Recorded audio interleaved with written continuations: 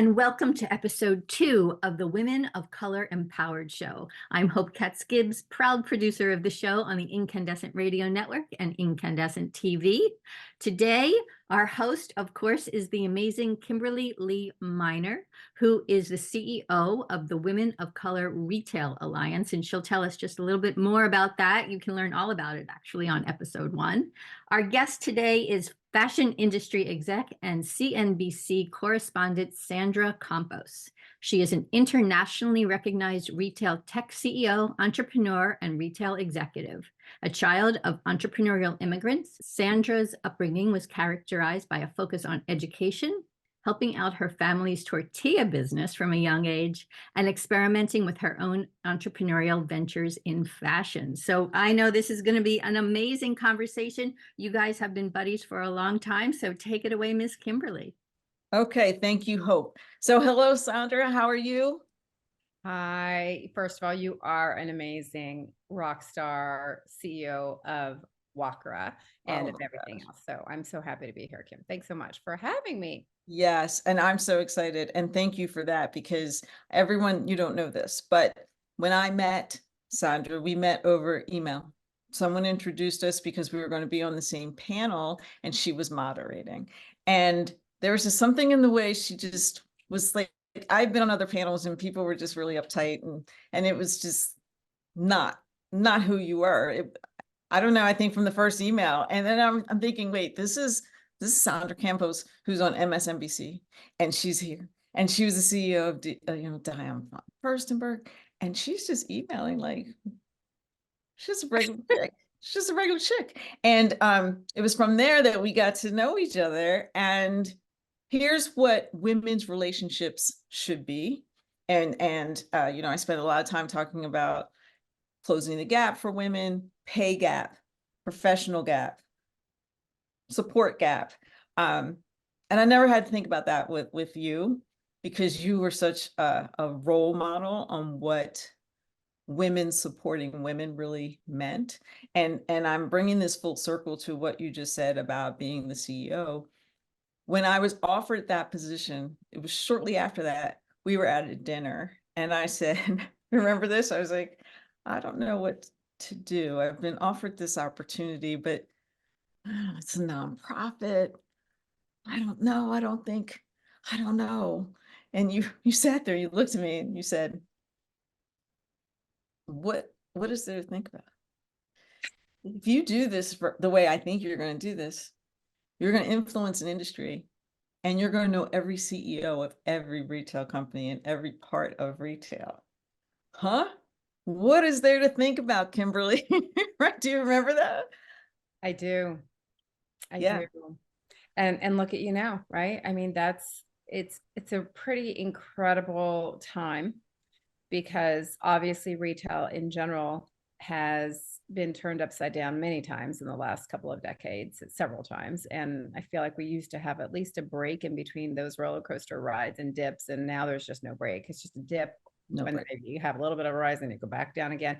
It's just happening so quickly. But with that said, I don't know about your experience, but certainly my experience when I first started in this industry, there really wasn't what we're calling now as communities. We didn't talk about communities. We didn't talk about community building. There were no other Latinas. I didn't have Latina colleagues, or there weren't that many. I mean, women in senior positions, that was a whole nother thing. But we talk about women of color in general.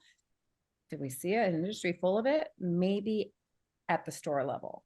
Maybe, when you're talking about perhaps some logistics, perhaps, some other areas, but really not a very inclusive industry at the time, I would say. And I think that what we've been able to see is that we have women of color, we have women of color who can make an impact. And hopefully by building these communities and what you're doing with Wakra as well, by elevating, by highlighting, by featuring, then more people can see what they can be. And I think at the end of the day, that's what's the most important thing that I can think we can accomplish and we can achieve, whether it's together, whether it's individually. It's just trying to be that impact, that model of impact, so that we can move more people, so that more people can also create that space, can invite other people into the room and let them have their own voice. So important. And you're right. I mean, when I started, I remember I was in Macy's executive training program, and I think I was on the third rotation. And it's the first time I had seen a senior person who looked like me, right? Because there wasn't very much, right? And I remember kind of like almost stalking her. But I was like, hi, hi, hi. And she just didn't give me the time of day. And we were leaving one day at the same time, and I was walking in the parking lot, and I said, have I done something to you? And so she's like, why would you ask me that? I said, because I was so excited when I got here and I saw you, because I've been now at Macy's for 3 years, and you're the first more senior person, you've done this before. And so I was really excited because I thought I could ask you questions, you could give me some guidance. And she said, why would I do that? And I said, well, why wouldn't you do that? She said, well, I've worked my way to this point, and I've, been in this industry now for almost 15 years. You've been in it for 3. You're gonna have to figure it out, right? And so that was 1990, right? And so throughout my career, I've wanted to be what I didn't have. And I always got that sense from you that you also were like, I'm going to make this world a different world, right? It doesn't have to be what it was. And I think that the reason we are able to be simpatico and can do the things we do, there's a lot that goes into being Sandra Campos, right? Like there's a lot that you bring to the table that is just uniquely who you are, whether it's your cultural heritage, your entrepreneurial spirit. There's a freedom to that allows you to think broader, that I don't think all women have. And so, or don't realize they have it. What do you think about that? I will say though, to be real and to be fair, the reality is that when you do have a CEO title, things do change. That's true. So I'm not going to say that it's only because of Sandra Campos really putting all her efforts into one thing. You do have a different level of visibility when you do have a CEO title of a visible company or a visible brand. And in this industry, as we know, we look up to those things. And we do have a lot of women, and we have a lot of women CEOs. So we're at a different place than we were 20 years ago, 10 years ago. But it does, it's not exactly a level playing field, I will say, right? So I'm not gonna say that at every point in my career that I was focused on it, because listen, I grew up in companies that they were tolerating women screaming and pounding on desks and walls and making people cry, and not just women, but men too, right? Oh my gosh. That in the industry. And I don't know if it still happens today or not in certain companies, but my point is that it was a different world. And what I was seeing that I thought I had to model, which I really wish I could go back in time and tell myself that was not to model, was I thought it needed to be this tough exterior, this more assertive and aggressive personality, because those were the people that were getting ahead. And I think it took a long time for me to see and understand who I am and how I can bring, you just called it my full self, right?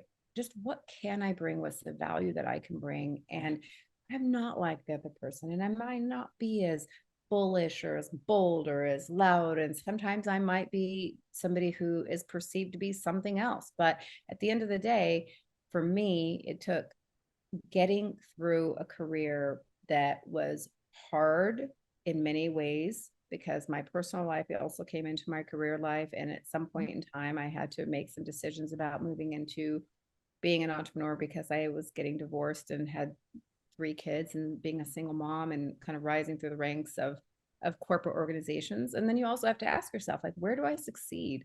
Who's going to really lift me up? I see it now, even as I sit on boards, and when you see different experiences and dynamics in boardrooms, and who's helping to lift you up and make you feel better about yourself, so that your voice becomes a voice where you can actually truly feel that you're adding, and they're open to your additions. Or this goes, way back in terms of letting and most of them have been men, to be honest with you, who have really been very embracing of me, giving me opportunities, not only one woman, but for the most part, it's letting you have those experiences to see what goes on, being curious enough to then say, what else is there? What else do I need to know so that I can actually go into that seat, be in that seat? And then the third part is like asking the question of what makes this successful. And by the way, I'm at that point where I'm saying this because I didn't always ask the question, like, what does success look like if I take this role? Where you were like, what am I going to do if I take this CEO role of a nonprofit? What am I going to do? Like, what does success look like? And I think you can ask that question in every single role, no matter what your level is. You can try to put that back then into how does that impact me individually? How do I bring my full self to this and be successful? And does your full self actually include what your background is, what your heritage is, And I didn't know for a long time that I could bring that and what I could do with it. What does that actually do? Like, how do I actually do it? And what I found was very simply that what it did was help me open doors for others. That's really what it did. And so that's for me now, the last 5 years has been focusing, and not that I haven't probably always done it, but certainly I've been more focused and more intently focused on opening more doors for others. So I've seen both, like you have, where the doors were closed, people had absolutely zero intent on helping. And I've seen the doors open. And I much prefer to be the one that's opening the doors. Absolutely. But I just have to say, like, I'm having all the feels right now. And here's why. I talk to people a lot, and they're usually not that open, right? And as you were talking about your journey, I was living it with you, because being in those environments at that time, right? The 90s, the early 2000s, like, in order to be a woman and be taken seriously, did you have to throw a calculator? Did you have to stamp? And I remember my first day at Express, right? I came in, I was an analyst, and I had gotten the job because I was recommended by one of my vendors who had gone there to be a buyer, a merchant. So I think I had been at my desk for 20 minutes, and I hear two women, and at Macy's, they didn't really conduct themselves like that, right? They might do it, but you didn't hear it.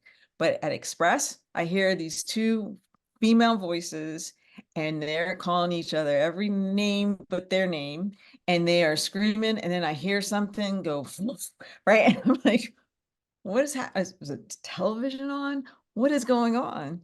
And I went around the corner, and it was a merchant and her associate, and they were going at it, right? Like, they were screaming and cursing at each other. And I was like, oh, is this what you have to do to be successful? Because they were getting, like 2 weeks later, they had gotten promoted, like they were doing these things. And to fit into that, I'm a strong person. Sometimes people call me a beast. My producer has known me since I was 11. I don't let people take advantage of me, but I'm also not the loudest person in the room, right? I'm not going to be yelling and screaming, and I'm not a big person. Like, I'm a small person. And to hear you tell the story of how you worked your way through, I mean, what did it take for you to get to the point where you're like, I don't have to be that. I don't have to do that. I know who I am. At what level did you get? Because you do have to be something sometimes to get to the next level. Like, that's the truth, right? You can be yourself, but you also need to know who you need to show up depending on who else is in the room, right? Like, I think that's something we don't talk about enough. It depends on the phase you're in. Yeah, that's what. And the reality is that life changes as you get more experience.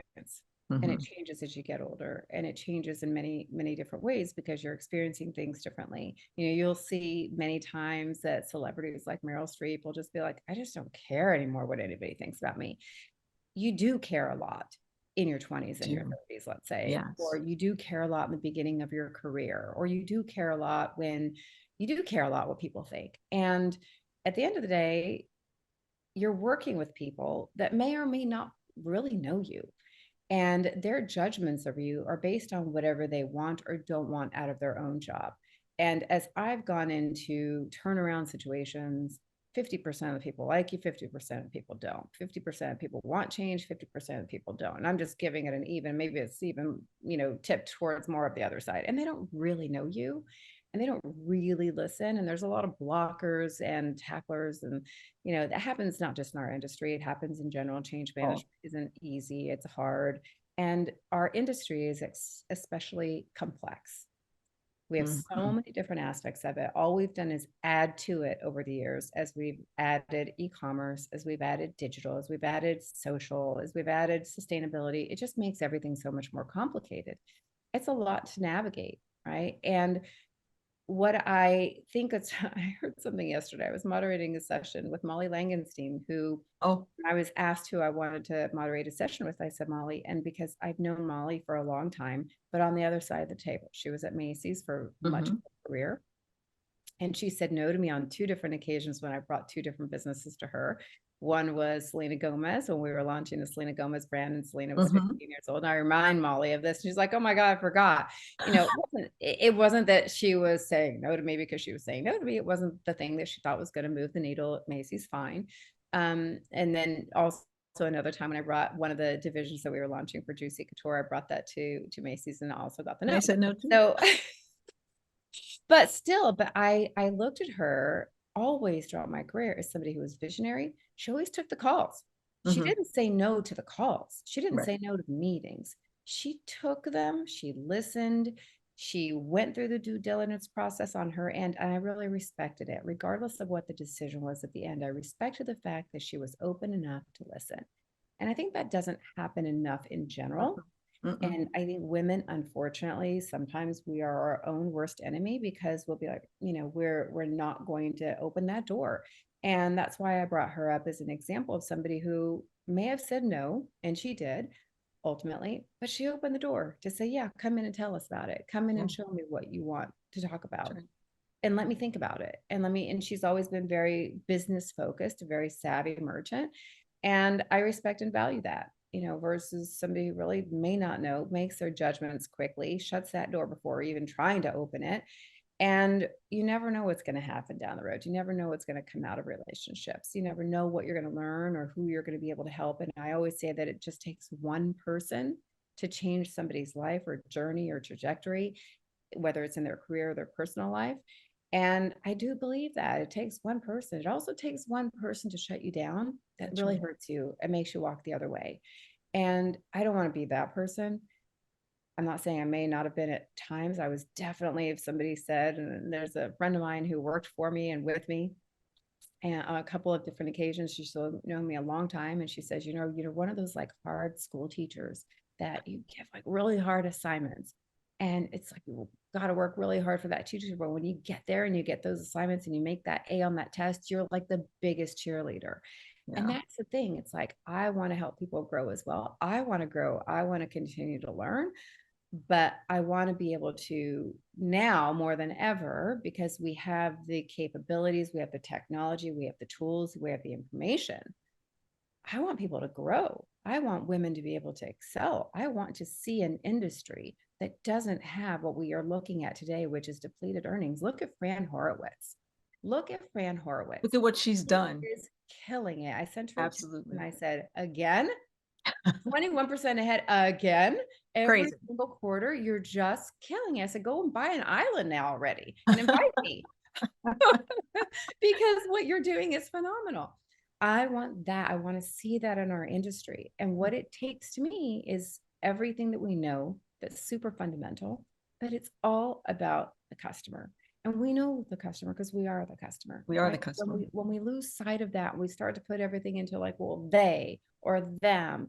Who is they or them? Like, we know the customers, right? And we just have to stick to it, stay with it, stay focused, keep that DNA, whether it's a brand or a retailer. Ultimately, it's your consumer. Who is that consumer? Who are you focused on? So I kind of went into a different segue there with that. No, but it's so important.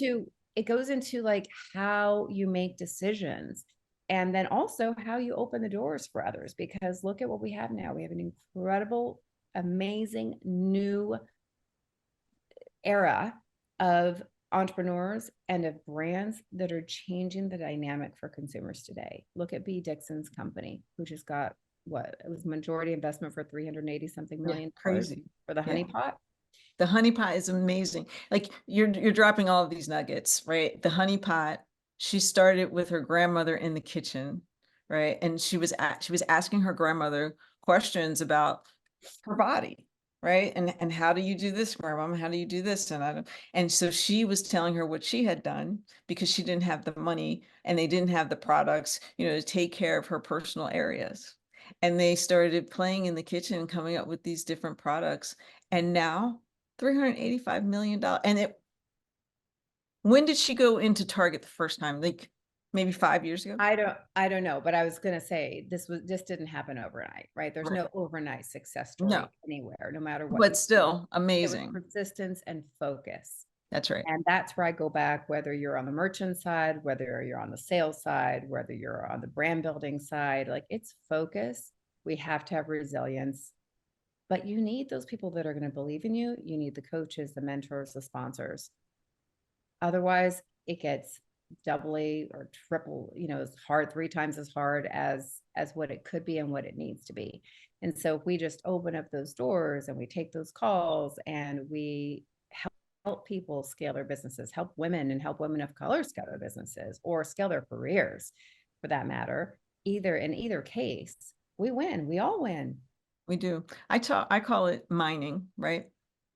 Real leaders are always asking questions and mining, right? And so if you're saying no more than you're saying yes, I don't think you see the big picture, right? And the big picture is, how do we open those doors? What are the questions that aren't being asked that you can ask so that you're learning something that gives you an advantage, because you're constantly wanting to know more, and who do we need to know and who do we need to connect, so that we're building this new ecosystem and we're continuing to evolve. Because if we just sit with what we know, and I think that, we started the conversation, you were saying how the industry is so dynamic, but this is just a lot going on right now. And I think there's a lot going on because a lot of this, like there are many female CEOs. There was just a post, I think it was Women in Retail Leadership, or I'm not sure who posted it, but all of the women CEOs in retail was posted yesterday, I think. And it was amazing to see, right? It was beautiful, so beautiful. But then it made me think about, over the last year, all of the women CEOs who have been replaced with older men who think they have the answers. But with women, we ask questions. We want to know, we want to connect with our customer. We want to make sure that we are mining for the diamonds to give our customers so they can have awe and surprise and fulfill needs before they even know they need it. And I don't know that, I feel like at some point we started in this industry to look more at the numbers, and we lost track of that customer. And we also lost track of the internal customer too, and nurturing those who were in the company to fill the pipeline to leadership. Well, that is a very long conversation as far as I'm concerned, because I fully 100% agree with that, which is why during the pandemic, when I was getting calls left and right from mostly women who were calling and saying, how do I pivot? I have been on the wholesale side in sales. Everything's digital. It's gone online. I know nothing about it. How do I learn? Where do I go? What do I do? Or my husband lost a job. I need to get back in the industry, or whatever it was. I was getting all these calls, and I realized that you mentioned the Macy's training program. I came into a training program. I worked 3 jobs for the first 3 years, both in retail on the sales floor, the buying program, and on the wholesale side. And throughout my career in the beginning, we got the chance, even though it may not have felt so great at the time, we were on the floors. We were folding denim, hanging clothes. We were talking to customers, doing seminars. And while I may not have liked that at the time, wow, did that round out your career and the ability to understand who the consumer is, no matter if you're sitting in Wichita, Kansas, That's right, Nebraska, Memphis, or New York City. And it makes you see and understand things differently. And at the time, you know, at Ralph Lauren, we were shipping Shelton sweaters in August. Right, because that was the financial, this is when fall starts. So you have to have, you have to be ready in August. Right, Like nobody is buying them, but we're set and it looks beautiful. Yeah, I know. And it's just, so now when we're at this place in time, and I had hoped that during the pandemic, we as an industry would have learned that seasons, or what we've called seasons, there really aren't no seasons anymore, right? The customer, the influencer is telling us, the customer is telling us what they want. They're not necessarily listening to us anymore about head to toe. They're listening to the influential people online, whoever that might be, whether it's content creators, influencers, celebrities, whoever you want to call it, but they're listening to them more than they're listening to the brands. So it's just really flipped a model on its head. And I think because of that, we have to be more conscientious of how we manage things. But instead, and look, you know, I've been there, I've done it. It's really hard to break through all of the we all have doing things. It's really hard to make people understand that we shouldn't, I'm not going to dictate to anybody, but we shouldn't have X, Y, or Z, you know, whatever your own internal metrics tell you that you shouldn't have and what you should be focused on. But at the end of the day, for me, it's knowledge. It's knowledge. And it's sharing the knowledge with others, and it's giving and opening the doors, even to junior associates. And if you're the president of a company, or you're heading a division, or you are a department manager, let those junior people into the room so they can even hear and absorb. Let them hear and absorb. And by the way, I was attending something yesterday where I thought it was a fantastic example, where there was a CMO who was talking about a recent campaign that they had done, where typically the campaign might take 3 months. It would have cost $150,000. They decided to take it to their 20-something-year-olds in their department. And the 20-something-year-olds came back with a campaign that cost $25,000 that took them 2 weeks to execute. And it was the best performing conversion campaign of the season. Awesome. And it just goes to show that we don't have to do things the way we've always done them. That's right. We can open up, let people have a voice, let them have their turn, open up for ideas, because the world today is very different, right? And you need to be open to the fact that it's different, and that's okay. We don't have to do the same things that we've done the same way we've done them. So it was just a great example where I was like, yeah, that's perfect, because I want to know those tools. I want to know how to get that done too. Who wouldn't? That's right. You're saving a lot of money, you're saving a lot of time, and you're bringing other people into the loop while doing it. Now, that sounds great. But we both know that there are CMOs who don't see it that way. But if you are, and this is a different question, but if you're speaking to a young person, a young woman who has those ideas, but she doesn't quite have the confidence to get it across, and she's working for that CMO who's like, nope, this is the way we've always done it. This is what works. And what is your recommendation to her to get it in front of someone? How do you break through if you don't have that CMO who has the vision that things are changing and I don't know it all? It's always easier to say than do, right? And especially from the outsider coming in. But I had somebody who said something to me, and it was about me. So I'll give this example and I'll go into what I think. But she had said, you know, Campos, you are not that person sitting on the sideline just waiting for the coach to call you in. You are the person jumping up and down saying, hey, I'm ready. Even if you're not ready, you're like, I'm ready, because I am ready to go in and learn. I am ready to go in and do. I'm ready to go in and add whatever value it is I think that I have. And I think I've been that way a long time. So I haven't always been as confident, perhaps, but I feel like I've always had ideas, or I've always felt really super connected to culture and understanding of consumer, et cetera. So I would suggest, and I do suggest people, you know, try to be that person that raises the hand. If you don't have the people that are looking or seeing you when you're raising your hand, try to get others that are also part of your team, so that it's more of a collective effort. And it's more of a collective conversation and not just a one-person conversation. It's really scary to be one person in a group that has to say, oh, by the way, what about this what about this idea? It's much better when you have a group of people who are coming and saying, hey, we have an idea. We've been talking about it. This is what we have thought would be really great based on this data, based on this knowledge, based on this consumer that we have. It's a lot, you come in with more confidence when you have groups. So if you bring others along with you, who might be your peers, who may be your manager, and you've got multiple layers, but bring others along with you, start to have the conversation, but always do it in a way to where it's not a competitive situation where you have to be the one and it's got to be about you, but it's ultimately about the best for the company, the best for the business, the best result for the consumer. And if you have that in mind and you bring some data along with it, and then it's not like, well, this is what I brought to the table, but it's about, here's what we can do together for this customer. What do you think about that? Have you That ever might be a better way to get it across. Yeah, absolutely true. And I think that's a nugget that people need to really listen to. Build your team. I talk about personal board of directors. You also need to have that at work and outside of work, right? Like that's kind of how you need to roll, because then there's going to be someone on that team that's going to need the same type of support that you just needed.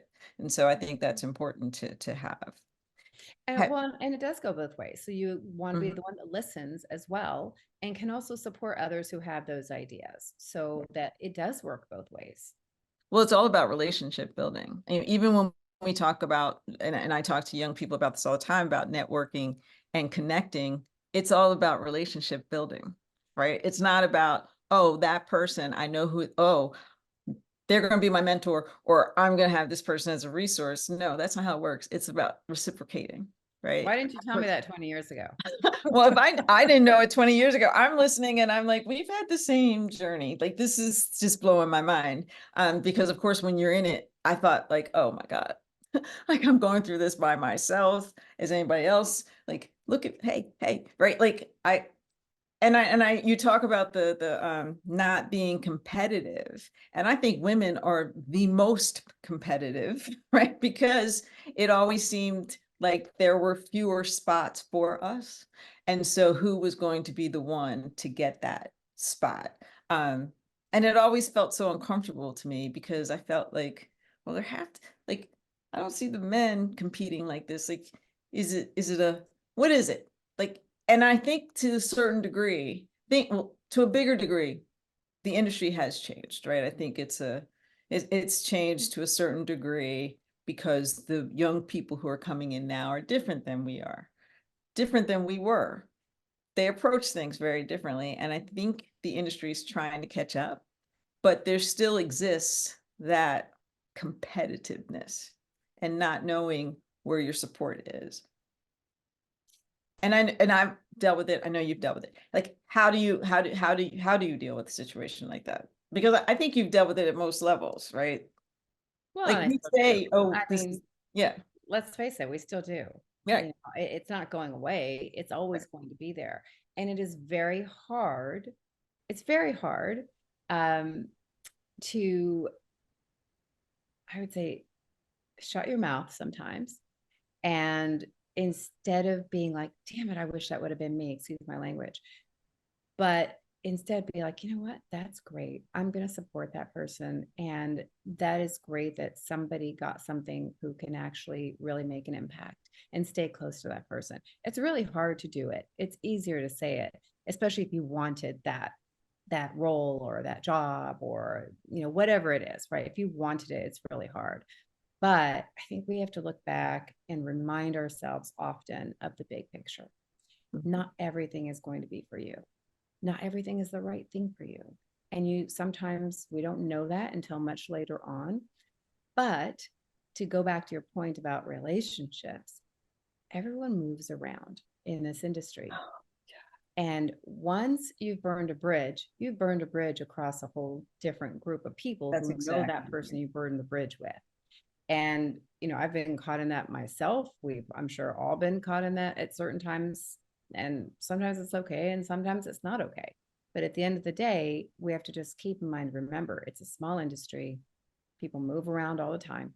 What is it, every 2 years now, every less than 3 years, in terms of that time frame that people stay in the same role. So knowing that at some point or another, you're going to come back to terms and you're going to come back in with this person. And at some point you're going to need them, they're going to need you, etc. And it's not just it for selfish reasons, but it's also like build your network, because you can learn from everything. You can learn from a negative, you can learn from a positive, you can learn from good people and bad people. You can learn from people who are screaming at the top of their lungs and people who are doing it very quietly. So I try to observe, I try to learn. And you talked about women and women being competitive. Men are competitive. They just do it differently. They do it differently. They do it differently. And what they do more of, though, than I think we have done, generally speaking and broadly speaking, is this connection, and bring your friends in and put your arms around them and say, hey, I'm putting this money into this deal. You want in? Very simple, right? We haven't been great at it.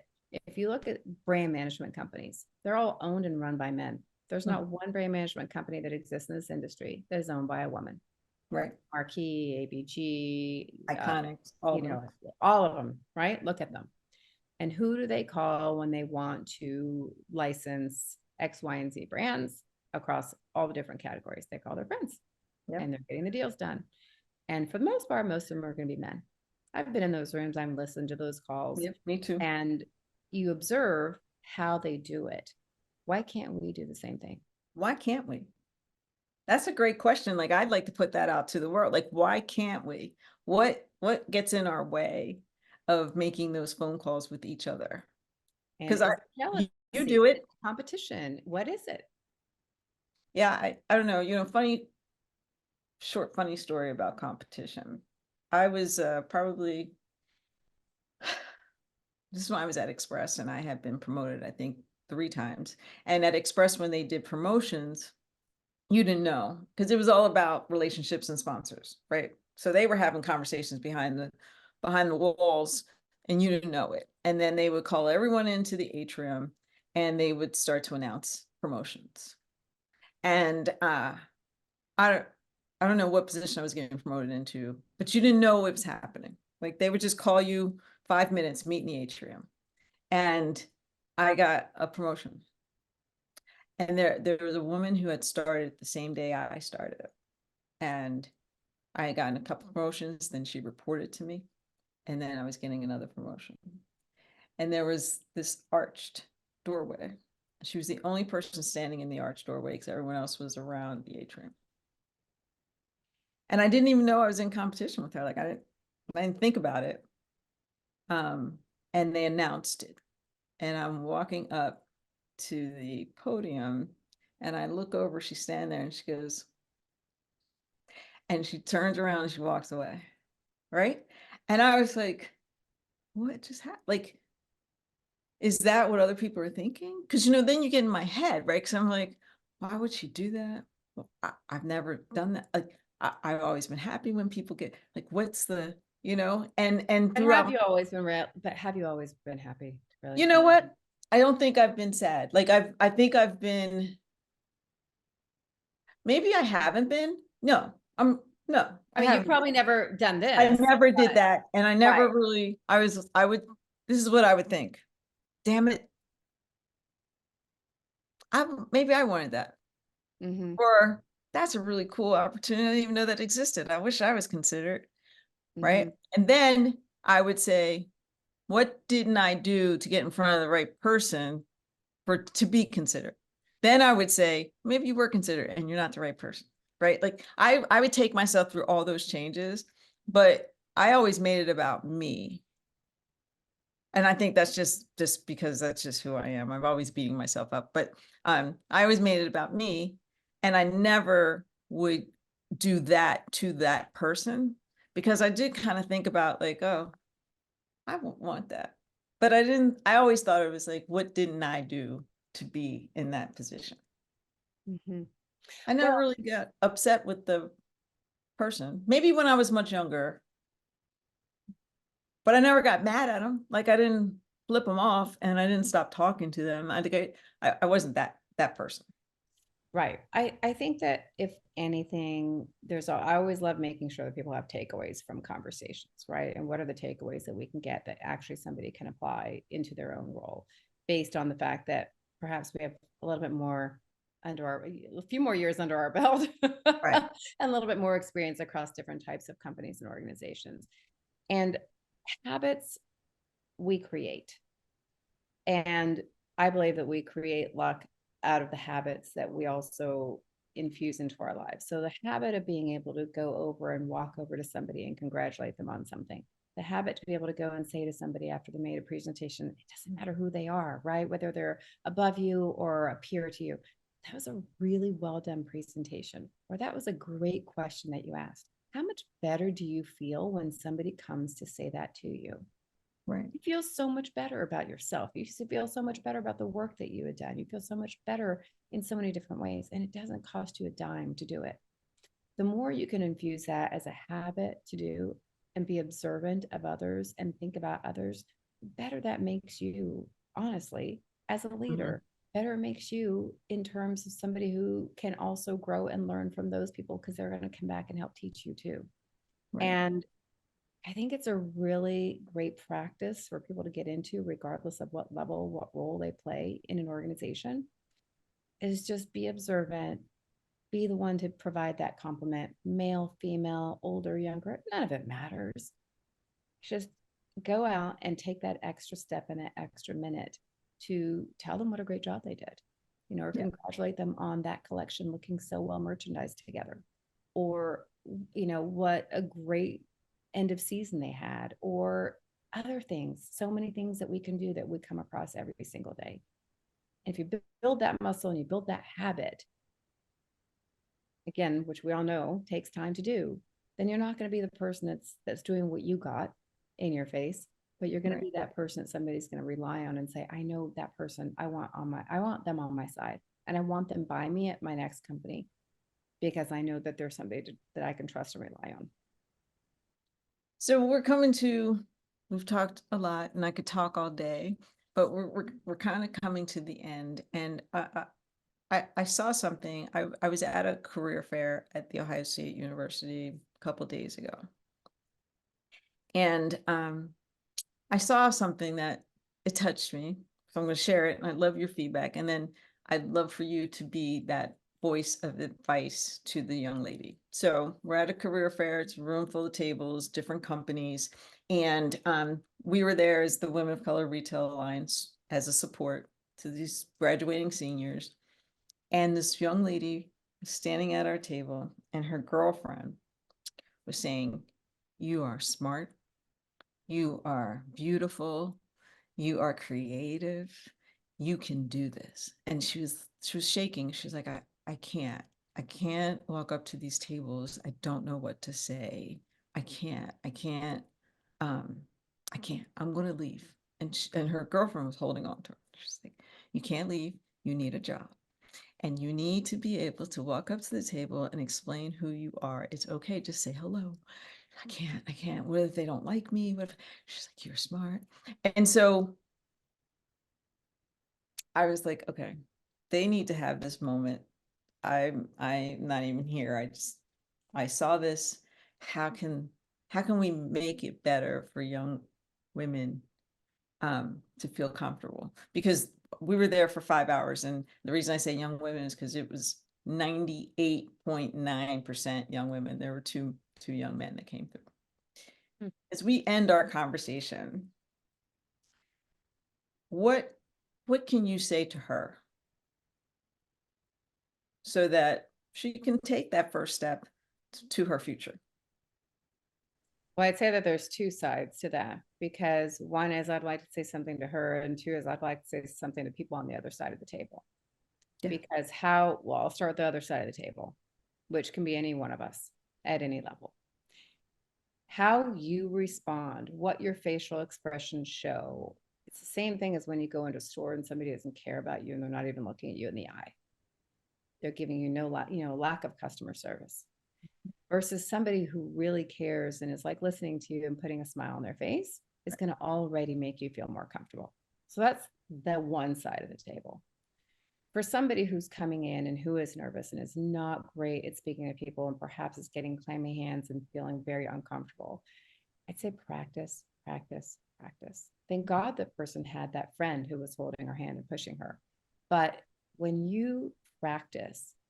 And I've been telling my kids since the day they were born, practically, look people in the eye, you're going to give them a strong handshake because it says so much about you. And they still remember this now as young adults, all the things that I tell them. In some cases, you might have to put your mouth into a brown paper bag and breathe deeply to calm your nerves. But practice, practice, practice, and practice with people that may not matter to you in a job. Practice when you're going to the grocery store, looking somebody in the eye, shaking somebody's hand, that may be an introduction from your parents and their friends. Just practice on having that level of confidence with meeting strangers, because what's the worst thing that can happen? And I am not saying I always had the confidence, but I wish I could tell my younger self, what's the worst thing that can happen? Yeah. Not much. They can say, no, you can walk away. Your life is not over at all. But you've learned something new from that individual, and you'll get better, and you'll get better each and every time. So practice, practice, practice. Well, I just want to thank you, Sandra Campos. I want to thank you for being an empowered woman who empowers women. And that's it. Your life story speaks for itself, and the lessons that you've learned represent a full appreciation for what it takes in life to be successful, as well as relationships and being there to open those doors. And so I just want to thank you. I want to thank you for your time today, and I want to thank you for just being Sandra. Thank you. Oh, thank you. No, thank you. It's very nice. And life is not over. We've got a lot more to do and a lot more to go. So, and I keep learning. And so thank you. And thanks for sharing your own wisdom with everyone and for doing this. Thank you, ladies. Well, we have to say that we are recording on International Women's Day. So this is a big celebration for us all. It's fantastic. Sandra, we really appreciate your time. To our audience, thank you for joining the Women of Color Empowered show with our host, Kimberly Lee Minor, and our fabulous guest for episode 2, fashion industry exec and CNBC correspondent, beautiful Sandra Campos. Thank you both, ladies. I'm Hope Katz-Gibbs, producer of the show on the Incandescent Radio Network and Incandescent TV, and you can watch us on and listen to us on Spotify, iHeartRadio, and Apple iTunes. So we look forward to many, many, many more episodes, and best of luck to you both. Happy International Women's Day. Thank you. Thank Bye. you. Thank you, Hope. Everybody's hands go.